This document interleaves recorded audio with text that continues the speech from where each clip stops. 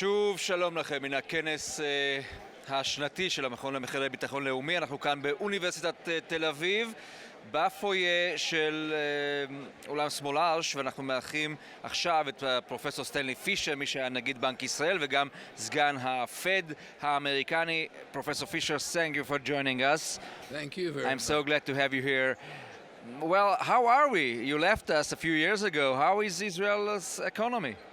Well, the Israeli economy has continued to grow. It doesn't help that the government, that you don't have a government at the moment. You're beginning to hear complaints about decisions that people don't get. But the growth rate hasn't been bad. Your debt situation is, as long as the interest rate stays low, your debt situation is okay. We shouldn't be worried about the debt because Israelis are hysterical. Be worried about the debt because people, if you don't worry about it, people think it doesn't matter. It matters. But the interest rates are quite low at the moment, and that makes the cost of the debt less. But they probably will rise at some point, and then that changes the budget situation. So you said you are hearing complaints about what? About decision making in Israel? About the how tough is it difficulty to of make? getting government decisions on things that are needed. And that has an influence on business making? On business, Yes, it has. That's what I believe. I haven't been here, so I can't tell you that I've looked at it directly, but that's what I hear. Shimon Peres used to say that governments are not that important anymore in the 21st century. Yeah. You disagree with him, I'm guessing. Governments are important, and the main thing they need to do is to just keep business, just to do the things they should be doing quietly and not make too much noise about it and not allow too many disputes within the government to take place. Now we are living in an era where everybody is flying and everybody is buying new cars, and we feel that everything is pretty good from the economic point of view. Are we facing any kind of crisis in the near future? Not only in Israel, I'm asking at large. Well, balance of payments in most of the world are not terrible. They are bad in some countries. In the big countries, they're not too bad. The United States has a large surplus, relatively speaking. A large deficit, relatively speaking. Germany has a massive surplus, which most people feel could be reduced by increasing fiscal spending. And the rest of the world seems okay. China's current account deficit, current account is not what it used to be. It's very low. It's low at the moment. So those who foresee perhaps a catastrophe or a bubble burst or whatever, you say calm down, it's not coming? Well, frequently the crisis that comes is not the one that people expected. So I would never go around saying there's no chance of a crisis. Now, there are always chances of a crisis. You've been running the Fed for a few years. Running the Fed, yeah. Yeah. I was on the Fed board. That's American economy is strong.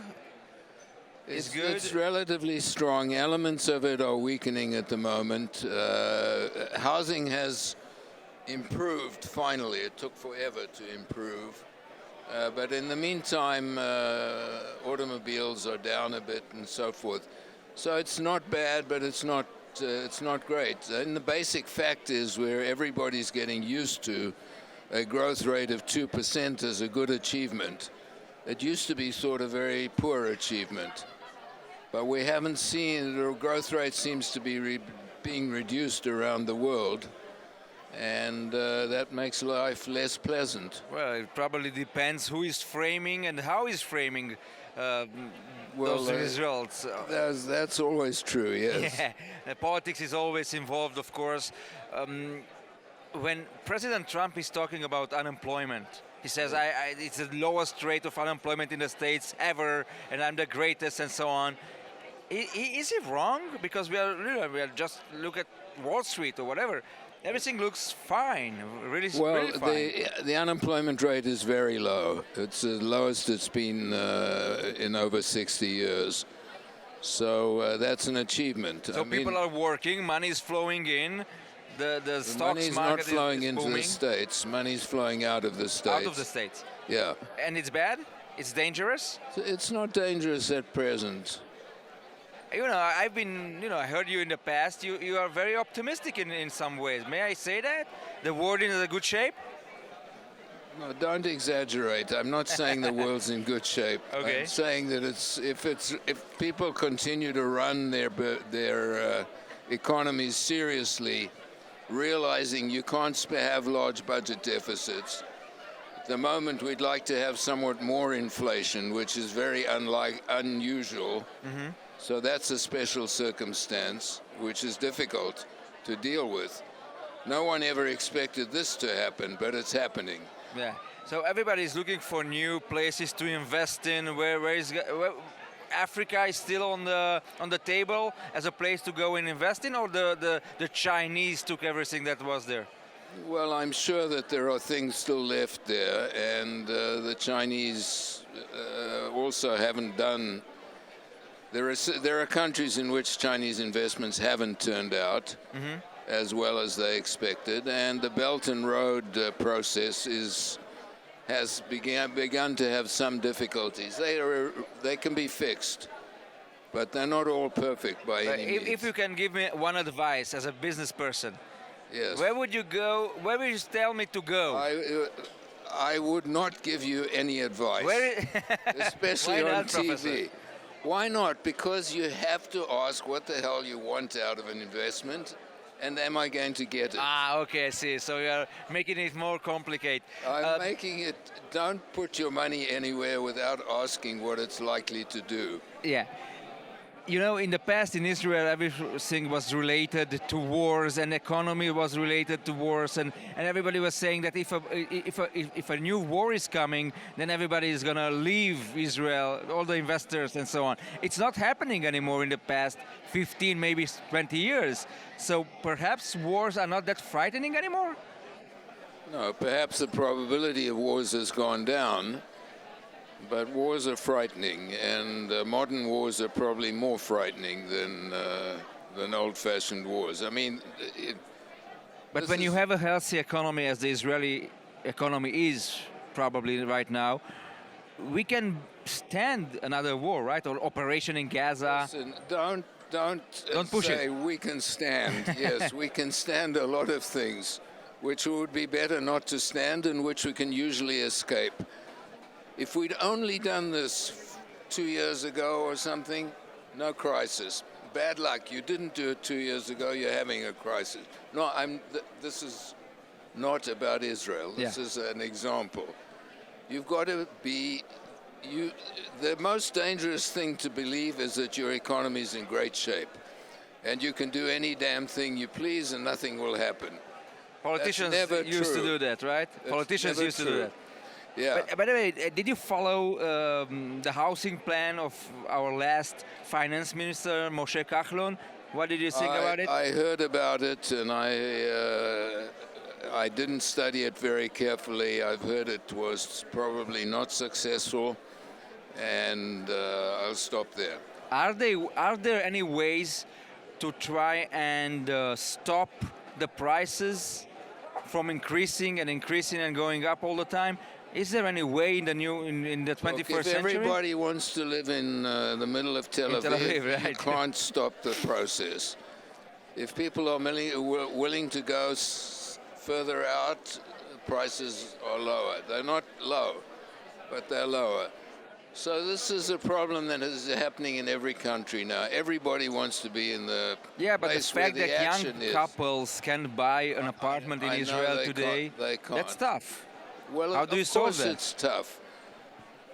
That is tough. How should we solve this problem? Well, What can we do?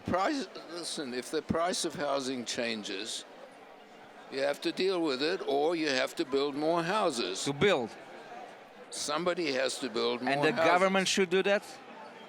I don't think so. They should make sure that the licensing possibilities are there that the land ownership details are clear, that there are roads, that there's water, etc. When Then they let the private sector go and ahead. when there are too many or too many mortgages out there on the market, is it dangerous for an economy like the Israeli economy? I think the question you're asking is that can there be a situation where there are too many mortgages? Yes. Yes.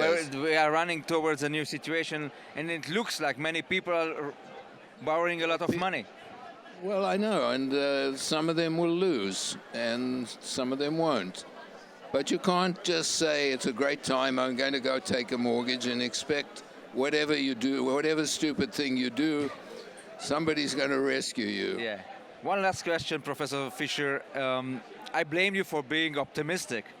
So give me something pessimistic. Where should we look at the dangers for the economy? For this economy? For example? Well, the lack of a government is certainly a danger. And there is a need to maintain the financial situation. Look, you have a very good monetary policy, and fiscal policy needs to be careful always. And every now and then when things are going well, governments overdo it. And that's what you've got to avoid. And Israel avoided it for quite a long time. Good for us. Good for you, and you better continue doing it. Keep the course, right. Yes. Professor Stanley Fischer, it was a great pleasure to have you with us today. Thank you so Nice much to see for you, joining speak us. to you. Thank you.